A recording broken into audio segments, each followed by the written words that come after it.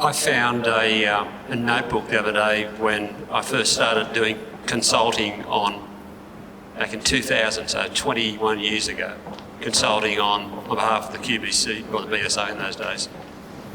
What should come in? What should be a process that would come in as a security of payment initiative? And we ended up getting Decipher. But at that time, the only piece of legislation on the board really was, or you had two pieces of legislation. You had the New South Wales legislation and you had the Western Australian legislation. And I think it's a nonsense to think that 21 years later, the same essential, with some tweaking done by different governments at different phases, but you're still essentially talking about a set and forget type process with some sort of modification done internally to muck around with definitions of what's a valid payment claim or anything like that. The entire thing needs to be reset.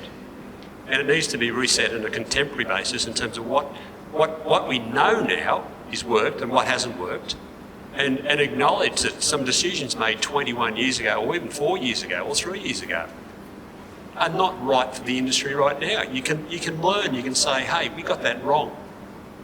And if governments and the industry is prepared to drive a process where honest debate and honest consultation can happen about building a 2021 going forward version of adjudication will flourish again.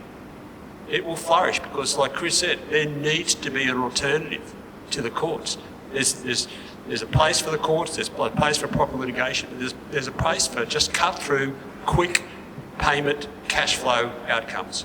And what we've got now is we haven't got any of that. And it's reflected in, quite frankly, the punters voted to a certain extent. And the applications aren't going to come through. They're not coming through.